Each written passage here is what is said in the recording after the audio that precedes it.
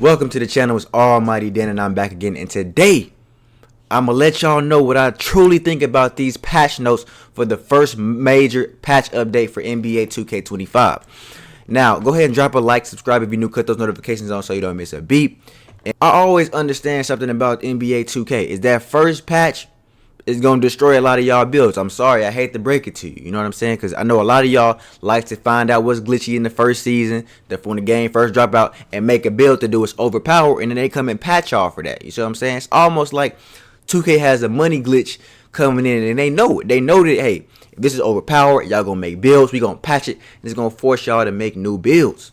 You know what I'm saying? So you got to be smart, you got to think. So for that reason, right there, that reason alone, during the first season, I try not to make multiple builds. It's so important for you to get that first build right so you can wait for that patch to drop, and then you can start making multiple builds to see how the game is really going to play. Because if you make these builds, spend all these hundreds of dollars on builds, and they patch your build, you out of money and you out of a bad player. So anyways, man, let's go ahead and pull up the patch notes. I'm only really caring about the gameplay. That's the only thing I'm going to show y'all in regards to the patch notes, and I'm going to let y'all know what I think about them and how they're going to affect my players. So, starting off, we got gameplay patch notes for 2.0. They made various adjustments to reduce the effectiveness of pass steals, including toning down animation catches when close to the passer and blind catching facing the wrong way. So, this is a W. I'm glad they have fixed this and patched this, because when I'm as a point guard, when I throw the ball trying to down court, and a dude right in front of me jumps up like he's Randy Moss, Justin Jefferson, to somebody, an NFL Hall of Fame wide receiver, and snag the ball right in front of me, trying to throw the ball all the way down court, that's crazy. And the unrealistic lane steal when you're not even facing the ball, like you're an NFL wide receiver and you just turn around and snag it when they're not even facing it, those crazy as well. So I'm glad that they fixed that. Okay, next we have shooting. Improved shot contest logic for more reliable coverage scores for both perimeter and interior defense. That's good, but hand down situations will no longer register as tight. I didn't really see that much. I don't know about y'all, but I didn't really see too many hand down situations that was registering as tight, in my opinion. Maybe it's just me, but I didn't see that often. But open shots received a slight buff to maintain balance. Now, I don't know why they would go out there and buff shooting for open shots when shooting has already been pretty good, in my opinion. You know what I'm saying? If you're struggling with shooting, that's just on you. But you get 5 cap breakers, you can get legend badges, you can upgrade your jump shot boost by buying jump shot boost, and you get lethal zone. What more do you need? And you get an extra badge plus 1 to put on your badges if you're struggling with shooting. And I didn't even mention, you know, players like me. I have Hall of Fame diamonds, so how much more of a boost do you need to shooting, bro? A lot of y'all don't even have y'all cap breakers yet. Why are they already boosting? Why are they already giving a buff to open shooting, bro? I mean, a lot of players have already went out there and created the 99 overall three-pointer. I've been going against that I don't know how many times this year, because everybody wants to shoot like crazy, and now you can give them another boost, bro. Oh, they dumbing down the game, bro. They dumbing down the game. Shooting does not need a boost. Shooting does not need a boost. There needs to be a clear difference from somebody with a high three-pointer and a low three-pointer. It's as simple as that. You need to be able to tell who has a mid-90 and a mid-80, bro. You should not be shooting the same just because you open. You need to be able to time your jump shot. If you're good at timing it, you're good at timing it. And a lot of them are not even using the stick yet, so they're not even getting the full benefit of the game. But yet we still boosting shooting, still buffing shooting with openness, bro. Openness wasn't a problem, bro. Openness was not a problem, man. But anyways, all this is going to do is make it more annoying to go against those 99 overall three-point shooters, which, you know, is a meta in the game right now for sure. Okay, the next one. Improve responsiveness when dribbling or shooting with the pro stick, and also reduce delays with the catch and shoot. So that's good to have no delay with the catch and shoot. And, you know, my responsiveness was pretty good with the dribbling. I didn't have much complaints about it. I mean, at the beginning it was, but I started to notice as my ball handling got better and higher, it got a bit more easier, got a bit more smooth for me to do dribble moves. And maybe I just got used to it at the same time, because I spent a lot of time in my court, so I did adjust to it. But that is good to know that there is improved responsiveness when dribbling. Okay, they fixed an exploit that made low post fades overly effective. Obviously, that was broken in the game. That definitely needs to be patched. Repair some dribble move branches, including the 720 spin glitch and unwanted double hesitation moves from the triple threat. Okay, the 720 spin glitch was a cool move. I'm not gonna lie to you, to do. But I mean, it wasn't something that you just do all the time in the game. I mean, they could have left it. It wasn't just super overpowered. It was just a nice move to do. It's like a trick move almost in the game. So, I mean, I really wouldn't have focused on that. But hey, I mean, if they want to get rid of that, it's not going to make or break nothing, to be honest. Standing floaters will now properly use the close shot rating, while driving floaters will use a weighting average of the higher between driving layup and close shot. So floaters, they were already kind of OP. I have definitely run into some players who have some very overpowered floaters, and if it's going to go off a layup, I think if you're driving, it should be off a layup, but if you're standing, it should definitely use close shot. But floaters have been OP. I'm not going to lie to you. If you know the right animations or whatnot, but I've seen some players have some very overpowered floaters that don't really get contested. So we'll see how that goes moving forward. Restricted post-spin shots to live dribble situations to prevent double dribble violations, and fixed an unrelated issue that allowed double dribbles to occur in the post without a violation being called. Okay, that's solid.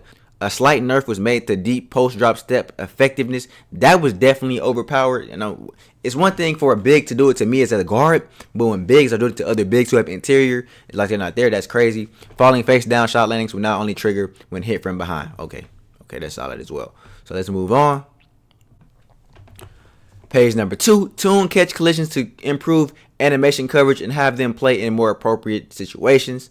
Improve the ball attachment logic, particularly when starting a dunk or layup mid-dribble. Now, this is something they definitely need to improve because it was mad annoying beating your defender for a layup or a dunk and they come behind you and get an automatic strip steal. That was definitely broken. I'm glad they fixed that.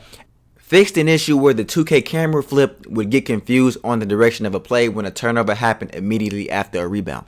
Why not just fix the fact that you're turning the ball over immediately after a rebound, as if, especially when the rebounder catches the ball and they just get the ball plucked off their hands when they're not even trying to dribble at times. I think that's one of the more broken things in the game. That's something that doesn't really happen in real life at all. You don't really see that often when a center gets a rebound and they can't even hold the ball for up to 2 or 3 seconds before getting plucked for an instant turnover. Keep in mind, it's tough to throw the ball down court because everybody has high steal and they're in the lane, so they're already having a tough time, especially if they don't have high pass. Now, my centers fortunately have high pass, so I don't have to worry about that as much, but I think that's more broken than the camera flip issue. If you fix the issue of them turning the ball over as soon as they get the rebound or as soon as we get a steal or something like that, then you won't have to worry about that. Manually selected defensive matchups will no longer reset after a timeout is called. Adjusted one of Jordan Clarkson's step back jumpers to prevent unrealistic initial dribble speed. Now this one right here, bro, this is a heartbreaker. I'm not gonna lie to you because for one, the Jordan Clarkson hop jumper I had that equipped. I've been using that. That's a kill move. So far, I went and tried it in my court. I don't feel like it's been updated just yet. You know what I'm saying? Because I can still go in here and show y'all. You know what I mean? But I mean, I still can get it a solid speed boost sometimes out of it. So hopefully they don't. This is maybe they're referring to something else, but like maybe when the update comes, it's gonna be over for me, man. But this is one of my favorite moves in the game thus far. It's very effective. It's very good. I don't think this is something they should have patched. I think it's just a good. I don't have any stamina right there, so it's not triggering. But that's something that I feel like they could have kept for us guards. You know what I'm saying? Because it is tough to get away from some of these hawking these. It is tough to get away from some of you locks. I'm not going to lie to you, bro, but they're going to try to patch. Okay. Updated Devin Booker's post shimmy fade package.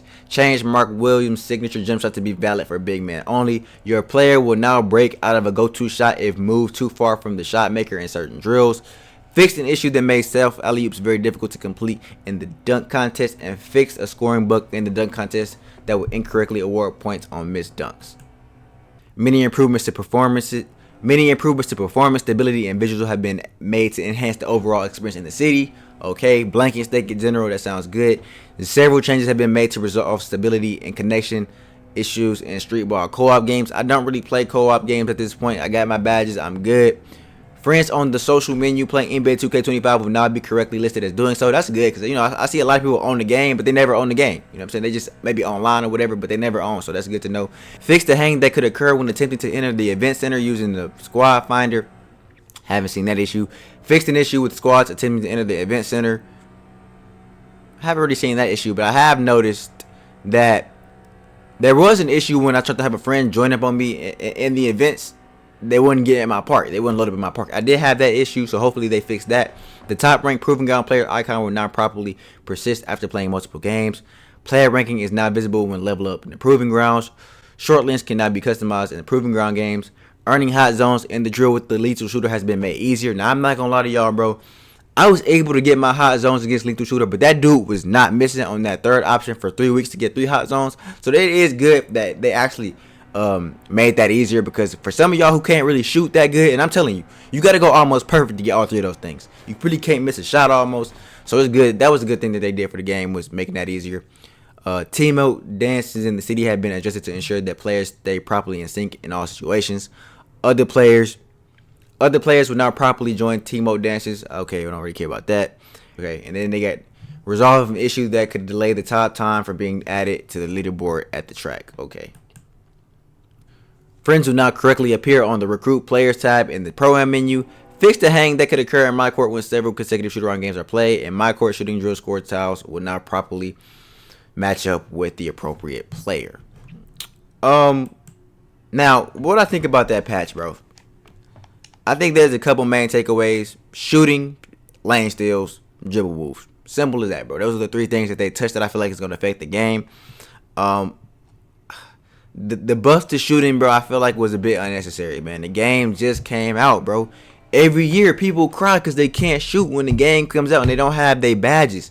They don't figure out their jump shots, man. It's too many things in the game that's going to help you be able to shoot, bro. And I feel like at the end of the day, if you want to be able to shoot better, you need to have a higher three-pointer. It's as simple as that. That is the buff to shooting. If you having trouble shooting, then raise your shot.